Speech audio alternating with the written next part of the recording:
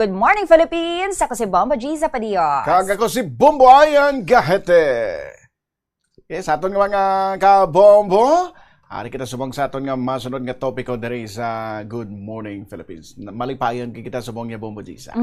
Kay kun sang una sa sulod sang malawig nga panahon virtual ang aton nga interview sa iya via Zoom. Subong ya. Ginulian niya gid kita. Face to face. Nagpuli sa sang Lunes, babalik sa buwas para lang sa sining nga interview diri sa Good Morning Philippines. Kiti amo ning pamatuod nga tuman ka importante ang topiko naton sa mga aga diri sa Good Morning Philippines. May kang tanan sa shortage sa mga guidance counselors diri sa aton nga pungsod. Nangin dako man nga atensyon na ginhatag sa aton mga pumuluyo sa sining issue bagod sa nagkalahinabo man recently sa nanaytuhay nga mga eskwelahan diri sa may Pilipinas sa diin may mga recorded nga mga kaso ng violence nga nag-involve sa mga estudyante and ang isa sa mga masamigi na siling nilang ay amo na abi kay wala abi sang guidance counselors nga magagiya gid la kuntani sa mga estudyante nga ni if ever may ara sila sang mental problems o kung may mga problema man dara nga nagakinahanglan sang atensyon gid bala sa isa ka eksperto. And so mga aga nagkakalipay kita nga updan nga kita diri mismo sa studio sa nga Bombo Radio Iloilo.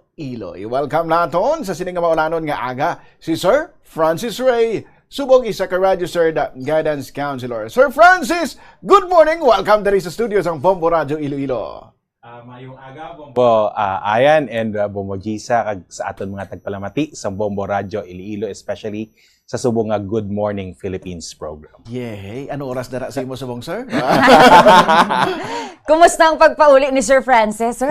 Well and good. At least naka-experience kita sang maayong weather, no? But after few days, no, sige lang, amugid ini subong kay experience kita sang shift and changes when it comes to weather.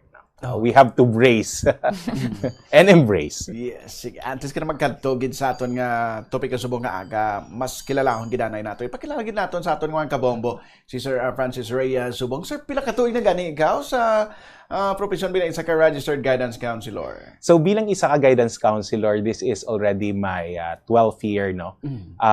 Nakapasa ako sang akon nga board exam sang 2014 after nga nagkuha ako sang master's degree, no, in guidance sa University of the Philippines, Visayas. Nag-serve man ako bilang board of directors sang Philippine Guidance and Counseling Association National, which is also part sang American Counseling Association Western Pacific Region. So ang PGCA, kung baga, very unique siya because siya lang ang association nga outside the US nga parte, no, sang ACA o American Counseling Association. So nag-handle ako or nakakapot ako sa mga posisyon sang Vice President for Internal Affairs, External Affairs, kag Press Relation Officer. So ako man ang nag-work out, especially sa aton subong Republic Act 12080, otherwise known as the Basic Education, Mental Health, and Well-Being Promotion Act. So amoy na ang, when it comes to advocacy in guidance and counseling, so amoy na ang akon experience and profile. Ano ang mahal mo Gisa? Bongga. Ano kanawig ikaw to suma, sir, sa PGCA? Or hasta na siya subong gid, sir? So, kay kami nga board of directors, gina-elect kami every, but ang term namon is 2 years. That's 1 term, but maximum of 2 terms. But at the time, because pandemic, so may extra kami nga 1 year as a holdover capacity. So 5 years all in all ang naserbisyuhan ko bilang national officer sa PGCA. Another vocab. Sige. Now, istorya naton ini sir, kung namagim na yung topic ko, siyempre, Authority dara si Sir Francis Ray Subong. Because just recently, na-raise ining issue ang pag-admit man sa Department of Education, Schools Division of Iloilo, nga isa sa ilang nga mga pagpanghangkat sa pagpatuman sa mga programa para sa learners, protection, and mental health, among kakulangan sa mga guidance counselor sa mga pampubliko nga bulutuan. Sa imo paglantaw, sir, sa Estado Subong kon guidance counselor istoryahan, ano ka seryoso, kag ano ka dalom ang problema ngayon sa kakulangan sa mga guidance counselors?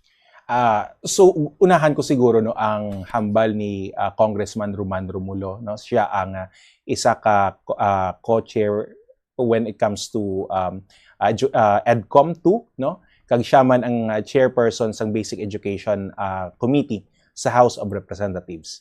When sang ginsugudan namon ini nga pag-push, no, para sa mga guidance counselors, ang hambal niya during committee hearings is that this is a perennial problem, no, sa guidance counselors, because ang nakita lang before is nga hindi ma-fill inan ang 5,000 more or less 5,000 plantilla position sa bilog nga Department of Education, no. So tingala na sila nga hindi ma-fill in, no.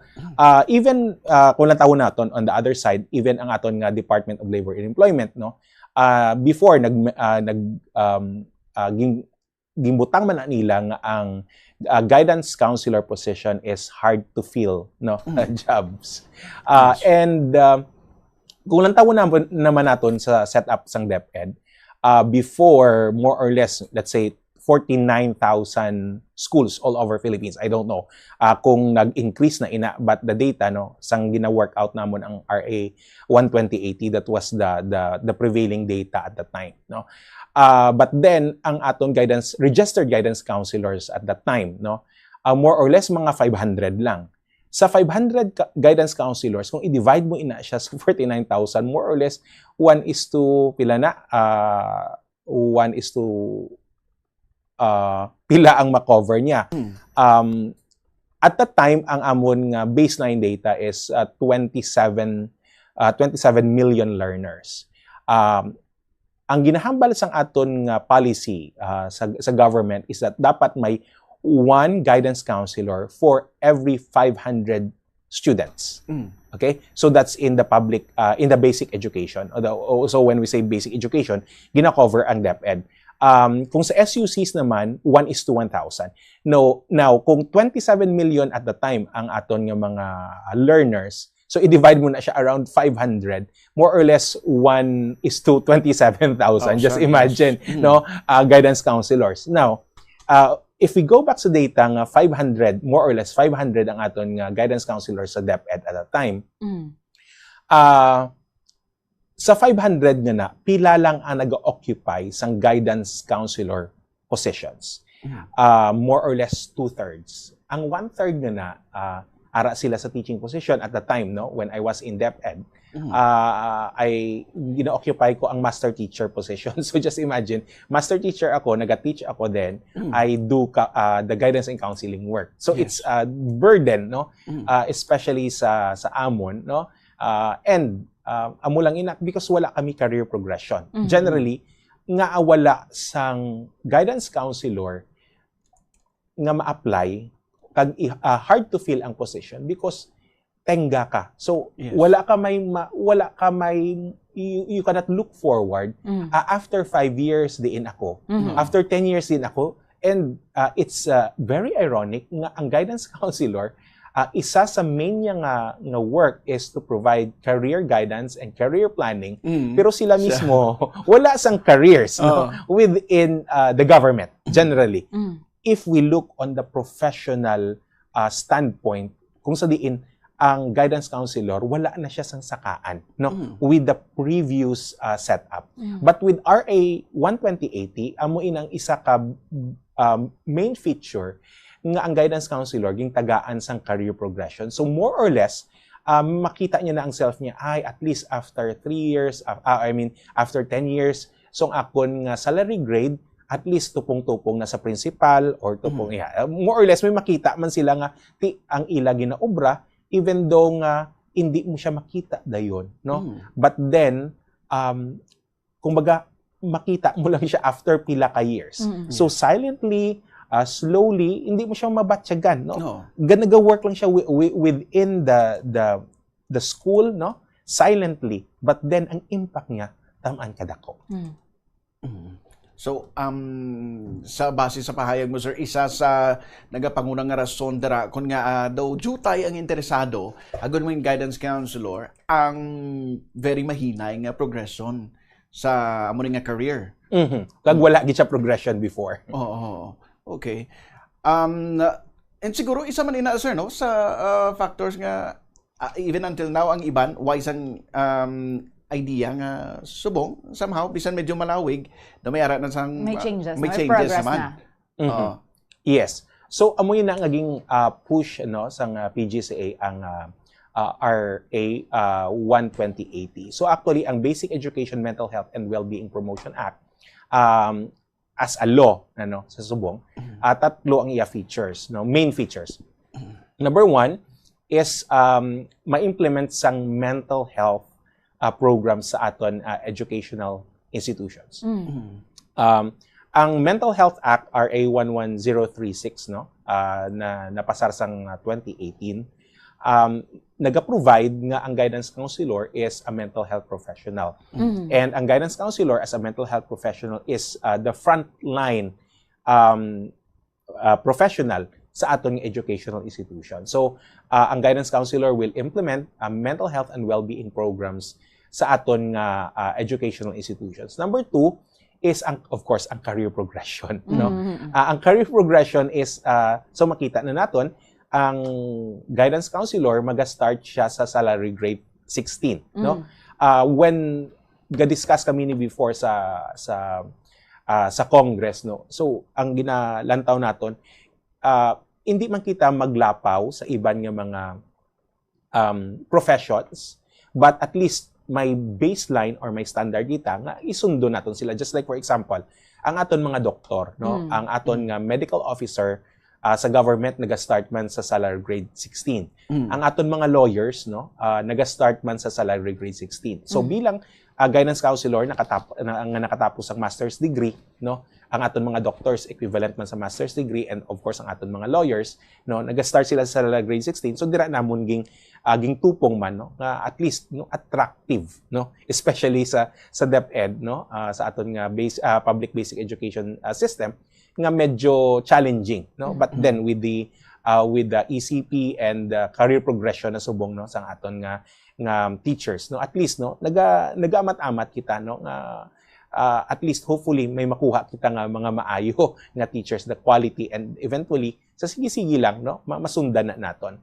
And thirdly is my care center no. Yes. Amoy na ang guidance office no, amo lang na ang from the professional standpoint no. Ang guidance and counseling actually is part of the education support no, but because of the evolution no sang aton nga education no so nag-focus na subong sa mental health and well-being, but then it doesn't diminish no ang role sang counselor nga they are one of the frontline professionals. Secondly, they are in charge also of career guidance and planning para sa aton mga kabataan. Sa nga bag-o nga law, sir, ano na siyang gina-push kay ti ligad sa obserbasyon tabla bombo ayan ti kun guidance counselor ka damo kapag dayon sang subject nga uyata no sang isa ka klase kay may nag-ilinaway ti kinala mo tapos sa nanay kay ti di lang mo na ginatutukan mo. Ano na siya, sir? So kun guidance counselor ka, tutok ka sa counseling, sir? Yes, actually very good question and point, Bombo Gisa, no? Because before, ang pananaw nila yung guidance office or sang guidance counselor, disciplinarian, with what was happening or what had happened, no? Nakita na naton nga, and many have realized nga ang guidance counselor hindi a disciplinarian. Yes. That's why, with due respect man no, and gratitude with our educational planners, especially with the EDCOM, no? And even before, actually, no, when we were working this with the Congress, before may gina-propose si Congresswoman Tutor, no, sang Bohol, no, when it comes to the other other education support personnel. And as representative before sang PGCA, no, sa committee hearings, gina-point out ko man nga may need somehow prefect of discipline, no, sa aton schools. But now, operationally, I think ang aton ang in charge ng discipline falls now on the LFO, Learners of Formation Officer, no. So amoy na ang direksyon naton subong, which dapat lainggin man may mahandle ya sang discipline per se. Yes. And si counselor will support, no, on the other side, because when you implement, inaablang ati white is white, black is black, no. But then ang nagapainchindi ito amuning obra mo. We are not judging we are not judging you, but look at your action, no. So ginapainchindi, ginapa-reflect, no. But then ang implementation sang aton nga rules, no, or the policies should be i-implement sang someone who is other than the guidance counselor, because actually amunang stigma sa amon, they thought nga it's traumatic kung magkadto ka sa guidance office, no, but for other schools actually nga they went over or naka-grow na sila sa ina nga mindset. Actually students are happy to be in the guidance office, no, may paaliwansan sila, makahampang sila, makapautwa sila, no, makatambay-tambay sila. But on the other side, professionally, makita man namon nga may ara nga mga estudyante kung kaisa, especially mga adolescents, no. We need also to be firm and to be somehow strict ngati okay gid magtinira ka mo dire, pero may klase ka mo, so balik ka mo. Balik lang ka mo later kung tawahay na ka mo or wala ka mo klase, no? So we have to clear that one because, experience ko man ina before as a guidance counselor. Oo. Tapos, doon mamabain ko may mga pakanta sa guidance sa inyo nga mga schoolmates na pagwa, ginatulok siya sang tanan. Tanani. Oo, diba? Ano? May ginhimo naman siya, may record naman siya, may mga amo sina, nga mga ginapanumdom. So, mo na daw, even sa mga movies, mo na, sa mga teleserye, mga mo na bala, kung once nga ginpatawag ka sa guidance, malain ka na dayon ng klase sang tinuga. Bisan pila ka lang ka segundo nga nagtinadara, lain ang pranawan sa nga tao sa imo. Pero sa mga schools nga wala sang licensed guidance counselors, burden man ini para sa iban nga ginhatagan sa amo nga responsibilidad bala sang pag-counsel sa mga students. So sino ning kalabanan ginhatagan sa amo nga added burden, Sir Francis? Operationally, actually, that's very, very challenging.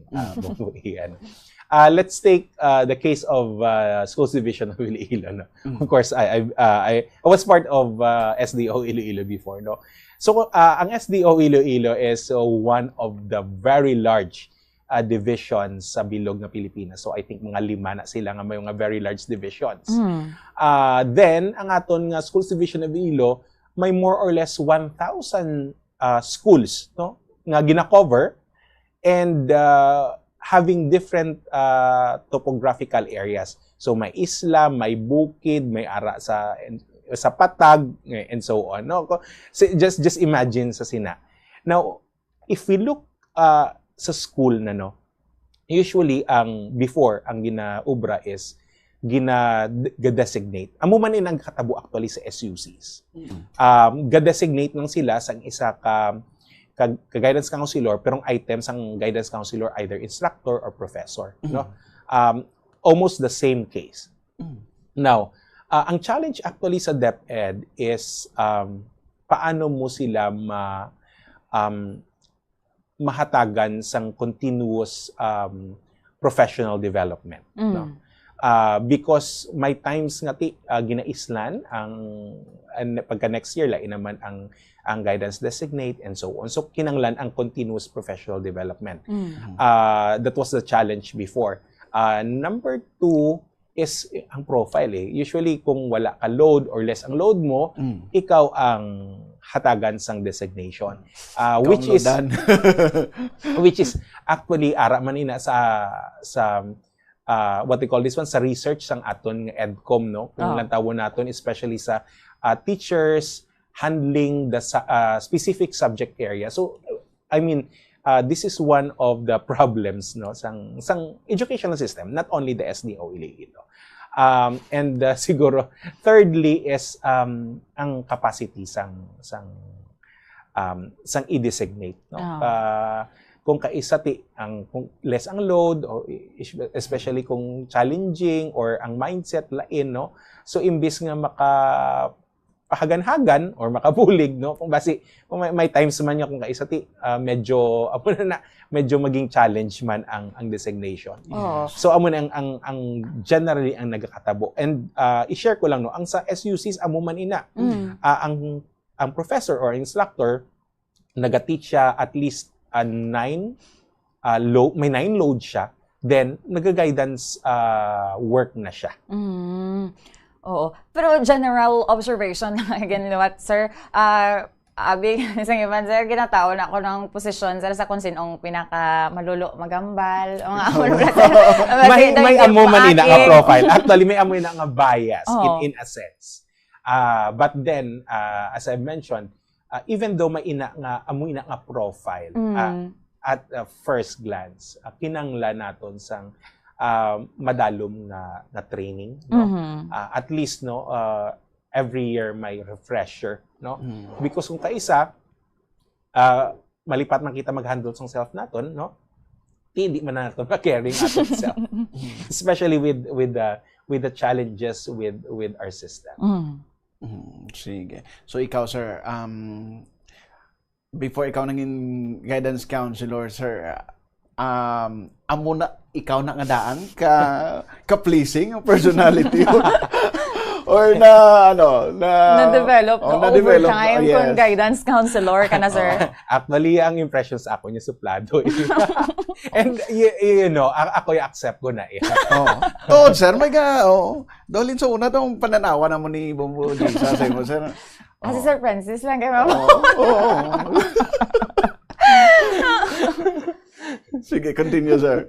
Okay. So ang aton subong nga looking forward is ang implementation sang RA 12080, no? Diri kita nagaguot. That's why when we made the substitute bill, no, sang sa House pa lang, I made it to the point na ma-insert ang sunset review, no, provision. When we say sunset review provision, so ang ara dira sa aton provision sang law is that after 3 years of its enactment, ang Congress mapatawag sang review kung kamusta na ang aton implementation. So ang law was signed by the President last December 2024. So more or less by next year or by 2028, hopefully before the national elections, ma-review naton ini kung kamusta ng implementation. Right now, actually, when the House, no, with Congressman Romulo, may nagpatawag siya sang committee hearing. I think that was June 30, 2 weeks ago, no. Actually, ging call out niya ang civil service with regards to the qualification standards. Actually, amo na ginahambal namon, ginahambal ko, no, sa Senate, no, because naglain ang version sa Senate so nagmexklada na siya. Amo na gina-point out ko nga siling ko we stay on one item, hindi pagsamuon ang professions. Because pag abot sa implementation, dira ang madugay. So right now, hindi man natin mabasol ang civil service. Yes. Because number one, they need to review. Because may overlap between two professions, guidance and counseling and psychology. Personally, amo na ginapush ko sa Senate. Lain ang items ng guidance counselor as it is or i-change lang ang title. And ang psychologists, they should have their own items, no? Okay. Because amo nang jumping board nila not only in DepEd but also in other government agencies. But then wala kita mahimo because we are just resource persons, no? Ara sa aton mga mamalidha ang bola no? So ang natabo is ang school counselor position, no? Either i-occupy siya sang guidance counselor or sang psychologist, which is kinanglan sang maid-id kag matulid nga pag-review because there might be an overlap when it comes to the practice of profession. So muna nga hindi man nato mabasol ang civil service, but now there is a pronouncement nga may resolution na. But siguro hulat-hulato naton ang memorandum circular because may mga policies sa qualification standards sa civil service na dapat nila i-repeal, no, or i-amend with in line with the new law or RA 1 2080. So hopefully ginalantaw man naton nga ang twin bill, actually may kapid ni ang aton nga Basic Education, Mental Health and Wellbeing Promotion Act. Ang iyang kapid is SUCs or State Universities and Colleges Mental Health Service Act. Napasar naman siya twice already sa House, but then as always nagakatenga siya sa Senate, no? Ang aton nga mga kongresista mapisan, no? So nagpalapit man kita sa aton even nga mga kongresista diri sa Iloilo, no? I'm grateful also when I had my lobbying work, no, sa Congress, no, nagbulig ng aton mga kongresista diri sa Iloilo with regards to RA 128. Sige. Ginalantaw man ninyo sir nga ido, so why not himuon sa let's say mandatory for iban nga mga educators bilang nga magkuha gid para nga in a way mangin solution man sa one of the solutions man sa sining problema sa shortage. Actually, ang RA 12080 naga-provide siya sang other support mechanisms, no? Just like for example, provisions sang tawag sini scholarship. Then may ara pagit siya isa ka benefit para sa mga professionals is that kag sa mga guidance counselors, no? Guidance school counselor associates. Ang ilang sorry, I forgot ang hazard pay. No? So siguro it needs tayo. Yes. Sorry. Okay. Sige. No sa imo ano yan sa imo nga personal mo nga eksperyensya sa mo nga profesyon, siyempre, bukasyon mo na ini. Nalingaw ka man nasadyahan ka man bilang isa ka guidance counselor. Anong pinaka-fulfilling part, sir? And basi sa sining tinaga nga halin mismo sa imo, basi mas madamo kita sang maingganyo nga mangin guidance counselors man sila in the future. Siguro nga akong hugot dito bilang guidance counselor is that it's pay it forward. Yes. No. I was helped. Imbuligan ako. So, mabuling man ako sa iban. So, siguro amoy na ang mahatag nga point, no, sa aton nga mga tagkalamati. Nga, if you want to help, no, isa sa mga profesyon nga lantawo naton is guidance and counseling. Sige. Sir Francis, no, before ikaw padayon di concern kami sa imo. Taga ka na po sang gamay nga ginutlo para nga makagulo ginawa na isin niya silang kami kung okay ka na, Sir Francis. Sige. So sa aton nga mga kabombo, ang atong ginaistoryahan diri, may kang tanan sa gapon sa shortage sang mga licensed guidance counselors bala, and because ganing sa shortage kadamo sa mga ang load nga ini or ang responsibilidad nga ini ginapasa sa iban nga although why gid sila isang nagakaigo nga qualifications bala just for the sake nga para lang may ara nga mag-serve bilang guidance counselor sa eskwelahan. Iban daan nga nabasahan man naton nga komento bambayan ang concern man nila luwas kay na sa progression ti asweldo mo nga amo na sila nga ginapang mention bambayan and mayo gid nga nakaupod naton subong bambayan si Sir Francis. Bambayan balikan. Okay. Sige Sir Francis, sa pagpadayon Sir Francis. Siguro so balikan naton to nami to nga point is ang sweldo and progression. Before, actually, ang amon ginapush is, yes, the salary. Yes, yes. Pero if we look long-term, we need to build a system. Yes, yes. And having that system is we need to have a progression. Mhm. No? So, kung lantawon naton, especially with the practice of guidance and counseling, for example, the practice of psychology, these are emerging professions, and this is emerging area right now, no? Especially with the current generation, no? Ang focus is on mental health and well-being. Dako ini nga bagay nga ang aton ang ini nga, for example, especially ang guidance and counseling, nami nga explore naton, no? Kag tutukan, no? Because fulfilling siya when Yes. when you help someone. So amo lang ina kung kaisa, even though fulfilled ka, pero kung wala kayo nagbayad sang bill mo, Yes. amo nang masakit. Ah. That's why Nga palang luya ka man, sir, no? correct. Correct. So kinanglan man naton. I mean kinanglan nga may mag-push, may mag-fight, no? Kati para man nga pave way para sa future guidance counselors and future mental health professionals. Especially kung lantawon nato naman sa side, no, sa mga school counselor associates, because if you are a graduate of behavioral sciences, then may ara ka nga 200 hours at training, no, especially on mental health, on guidance and counseling, no.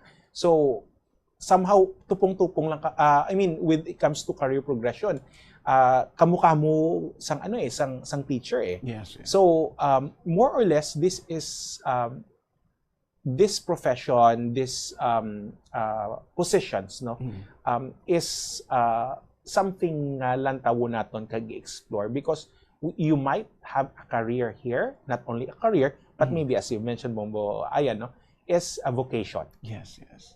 Okay. Sige. Sir Francis, kami diri sa Bombo Radyo Iloilo, nagapasalamat gid sa imo. Sige Bombo Gisa. Okay na? Sa paghatag sa imong tiyempo diri sa Good Morning Philippines, sa imong malipot lang bakasyon diri sa Pilipinas, nasalot mo ang Bombo Radyo Iloilo sa imong schedule, Sir Francis. Sir, halong sa pagbalik naman sa malayo nga duog halin diri sa Iloilo, Sir Francis. Thank you, Perme, Sir Francis. Madamo gid nga salamat, and I hope, no, I'm a concrete example, no, sang challenges sa aton diri sa Pilipinas, no, especially with our educational system. Isa lang ako sa mga madamo nga guidance counselors who have left the Philippines, no. Yes. And dito kami ka-practice outside abroad, no. Hopefully hindi na kami madugangan with this one. Yes. And from our end, no, actually nag-ilistorya man kami nga mga guidance counselors nga ara na sa abroad. Yes. On how we can help, no, because we want also ara gihapon na sa amon nga we must pay it forward. So kung ano actually ang amon na tun-an dito, actually gusto naman na namon ibalik eventually diri sa Pilipinas. So this is a reality, and I hope, no, pray for your guidance counselors, go to your guidance counselors, maybe say some few words of gratitude, because ang obra sa guidance counselor hindi mo na makita sa subong, no, but usually kakadumduman na nila after pila ka years. Okay. Sige. So after this, malupad na si Sir Francis padulong sa Taiwan. Bye. Wala naman sa Taiwan. Thank you so much. Kapag natin sa mga aga, Bombayan, si Sir Francis Ray Subong.